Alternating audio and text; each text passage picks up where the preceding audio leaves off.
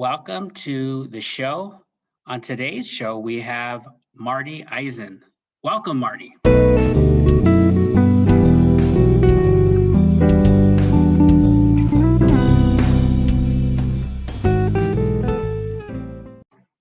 Thanks for having me. Now, Marty, we work together here at this high school in San Fernando Valley. And before we get into the topics at hand, because there's a few things, including special education, which is, I think, a first on this show. But let me give a little bit of your bio. You teach physics, you teach biology, and you have your special ed credential. How does it feel, Marty, to be the most sought after teacher, perhaps, in this entire state? I don't know if I don't think I'm anywhere near the most sought after, but I definitely, I think it's rare to have be certified in your subject you teach and special ed. And, thanks to No Child Left Behind and thanks to a lot of great mentoring from the science department and the special ed department, I am who I am. And I'm very grateful to be here. I feel very blessed. Very good. Now, let's get into it. What's it been like online this year for you? I don't think I've seen you. I mean, we used to be room partners. I don't think I've seen you in person in over a year. What's it been like for you online? I'd say challenging is an understatement. I definitely haven't enjoyed distance teaching just because, as educators, we're called to create classroom environments that encourage learning, that stimulate collaboration and help students be successful. And our learning environments are now rectangles that are virtual, and kids have all sorts of distractions. And you and I both know that there are different types of students, and I think some students who are extremely responsible and hardworking, but who know how to play the academic game by the time they reach high school, I think distance learning isn't that much of a challenge. But for kids who really struggle with learning, struggle with accessing the material due to a disability, struggle with focus, the distance learning is awful for them because there's so many distractions. They need a lot of support, and they need an environment that is one that allows them to focus on the curriculum, and it's impossible to create in this environment. So it's been very challenging. So, Marty, I don't know if you saw the email that we just got from our union rep, but it looks like it's going to happen where we go back on campus. How are you feeling about that? I'm not wild about it just because I think, one, I feel like equity is important, and I feel like if they're going to offer general ed teachers a choice, I think they should offer us a choice as special educators. Speaking personally, I have a third grader at home, and so I'm not quite sure. I actually have no problem going back personally. If I was a single man, I have no problem. But because I have 4 children at home, it's difficult. So I part of me wants to go back, but another part of me, I want to go back to teaching. I'm ready to have a class of 36 kids and me in the room and my co-teacher in the room and actually teach like, you and I have been teaching for decades. I don't want to go to school and tutor necessarily. I'm not against it 100%, but my main challenges are my family. So I'm not quite sure how I'm going to pan it out, but we'll figure it out. Yes, and by the way, I myself am on campus, and this is just part-time. So I'm part online, part on campus. And so pivoting for a moment to when we're fully online, when we're fully on campus, you work on something called co-teaching. You basically run the program. What exactly is co-teaching? So co-teaching is a program where it's a It's a tool to implement inclusion, right? Inclusion is where you have a heterogeneous group of students in one class of different skill set, and co-teaching is where two educators co-plan, co-instruct, and co-assess a common curriculum.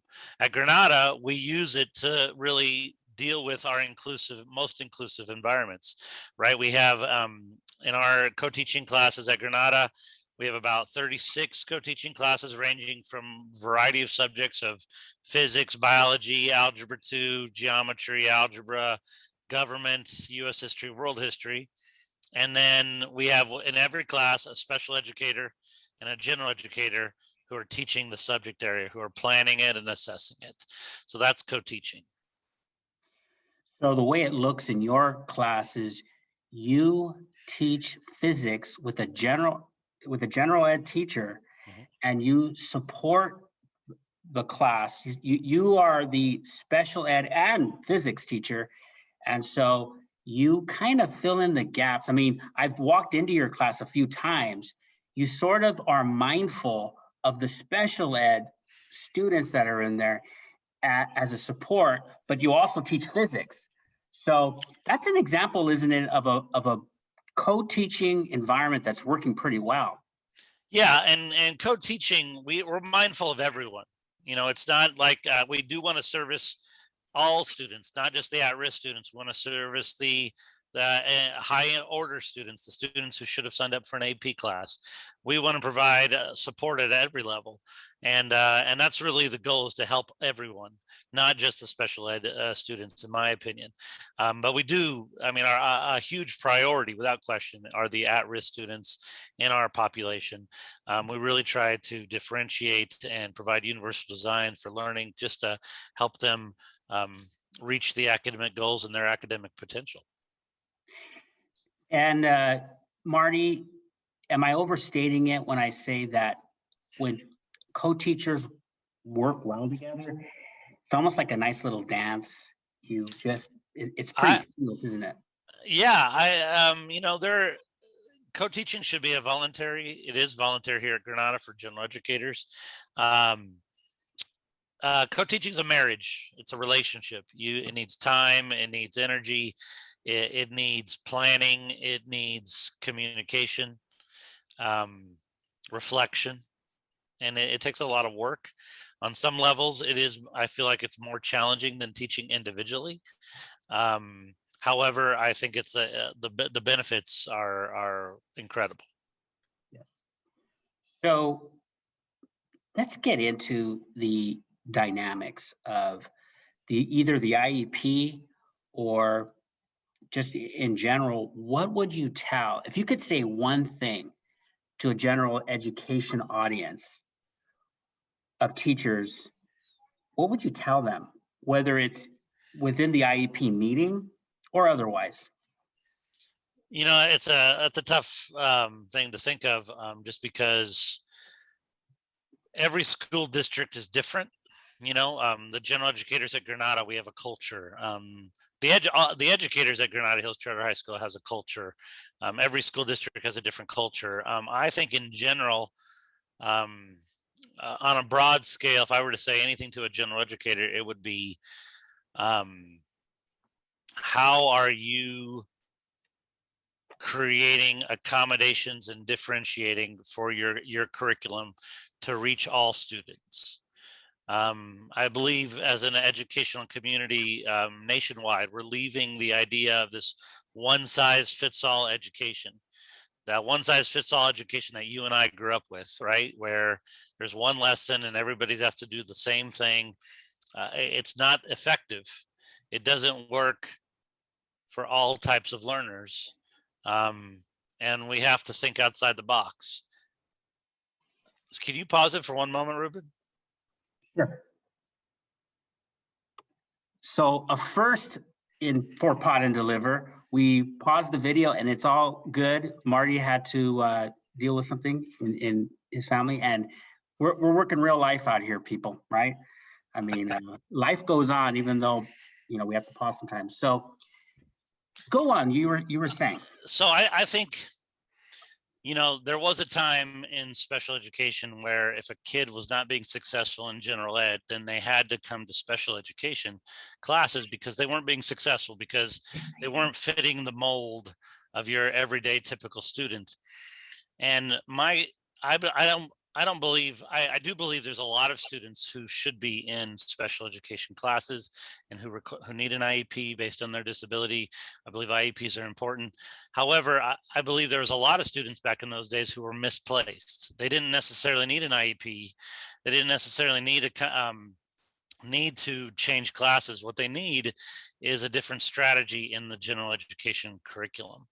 And I believe all educators, whether you're teaching AP or honors, or whether you're teaching just a regular class, or you're teaching special ed, I believe all educators should be differentiating, should be accommodating, should be trying to find ways to present the material for different modalities.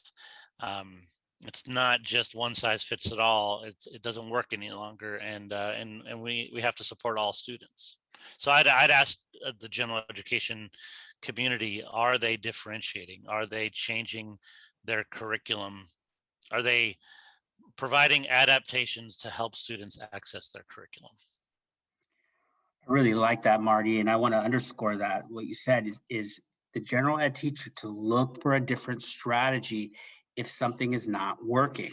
Because sometimes we think, okay, the answer is IEP, but it's not necessarily the case.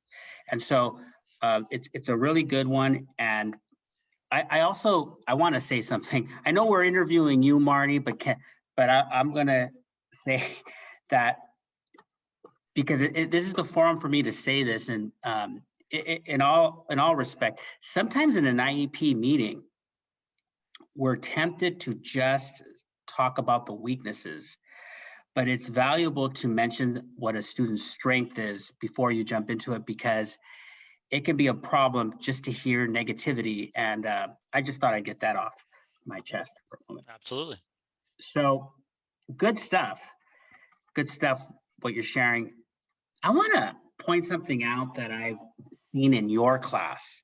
So as I mentioned, we used to be room partners, but then we switched up. And I would like to go. Sometimes I want to go see my former room partner and say hello. And I'll Absolutely. go into your room, and after school, and I'll see a bunch of students, and you're teaching in there, and they're engaging, and I'm thinking, does Marty have a seventh period? But it's not that, you're tutoring. Yeah. So I've always wondered, when did that start? And what are some of the outcomes you've seen of this after school tutoring that you do? So we really promote, you know, a lot of my classes, and I think a lot of our co-teaching classes, I personally think this is more of my personal strategy. I believe when you struggle with something, you need to work harder. I like to play basketball, but I'm really not a good athlete. So that means I need to practice harder than the better for me to improve. And we promote that in our classes to all learners, special ed and general ed. In physics, we tell kids, we start off our class by accepting differences. Students, we tell kids right off the beginning, some of you are going to love physics the way we love physics. It's the answer to all problems. Others of you are going to feel like we're working your brain out to a point where it's going to explode, and we let them stop working out sometime in June. And then other students feel like we're speaking a foreign language that went extinct millions of years ago.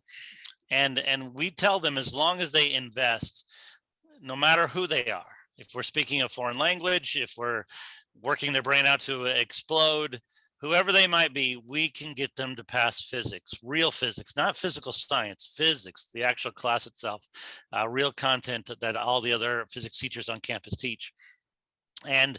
But we tell them that investment is different for different people. Some of you are going to, your investment's going to be an hour studying a night. Others of you are going to have to study an hour, do homework for 15 minutes, come for tutoring. And we tell kids, if you come for tutoring, that demonstrates your investment. We really want, it'll help. And so it started many We've been doing after school tutoring for, I don't even know, maybe a decade or so. We've been doing it for a long time, and just trying to get kids to come and get extra help, because so often, you and I both know that the key to success in education is self-advocacy, making sure that if you have an academic need, you're speaking up on behalf of that need. And so many kids are so insecure and so nervous, and so resistant to communicate in class. Without question, the best time to self-advocate for your academic needs is during class, but so many kids refuse to do that. So we tell them, if you can't communicate during class, you've got to come for tutoring to get that help. And so we've got a lot of great results from tutoring, a lot of great results from individual attention. I think there's both emotional and academic results. So I think the emotional benefits, our kids really feel like that we care about their success, not just as students, but as human beings. And then the academic success, kids begin to get it because they're getting more individual attention. You know, you and I both believe that just because we teach something doesn't mean a kid learns. And in tutoring, you get more opportunities at least, to provide more individual attention, come up with a different idea to teach something, a different strategy, a different perspective. So I just want to emphasize this because it's very important. Just to set the scene, when I have walked into your class, I have seen students that I personally have that I was very surprised were in your class for after school voluntary tutoring. My jaw dropped at some of these students. How did Marty do it? And this is what I heard. You communicated that to the student. If you can't communicate during class and you can't participate, then you're going to have to do it after class. And so that's probably what prompted them to come after school, at least one of the reasons. And that's very strong. And I appreciate that, you sharing that. I think another reason they came is because either myself or my co-teacher, we pulled them aside individually, and we had an individual discussion about, their success in our classroom. We want to treat kids with respect, and we want them to know that we're only here for their success. Yet we have to, find a way to get through, we have to find a way to get more time. And so I think through conveying that we do care about their success academically and in life, sometimes they respond and come for tutoring, which is, it's awesome. Very good. I kind of want to end on this note. So there's a, early on, so when I first started teaching here, and we were roommates, class roommates. I used to pat myself on the back sometimes because I'd get in there really early. So our school starts at 8:20, and I'd sometimes get in there at 7:00, 6:50. But you were always in there already. I saw the cup of coffee in there. Your light was on. And then I'd say, Marty, you've been here? And he said, oh, yeah, I got here at 6:30, 6:00 sometimes. And you told me you would be walking the hills of San Fernando Valley at 5:30 sometimes, 5:00. What were you doing so early in the morning on those walks? Well, I'm a Christian, and I really believe in prayer. Prayer is something I believe in. It centers me. It helps me focus. It helps me in my confidence. It gives me joy, peace. And so what I was doing all those times when I got up early was I would get out there and just go for prayer walks, talk to God about, pray for my church, pray for my coworkers, pray for my students, pray for our world, our country, but pray for my family, and try to kind of get centered for the day. I wish I could say I consistently did that. It wasn't as consistent as I'd like it to be, and even now distance learning has made it even more challenging, but I still believe and take joy and find peace in prayer. Well, Marty, you are definitely a good example for me as somebody who does those prayer walks and also as a very strong and effective teacher. So I want to thank you for that. And thank you for being on our show today. I really appreciate it. My pleasure. Thanks for having me. And we'll see you next time, everybody. Bye bye.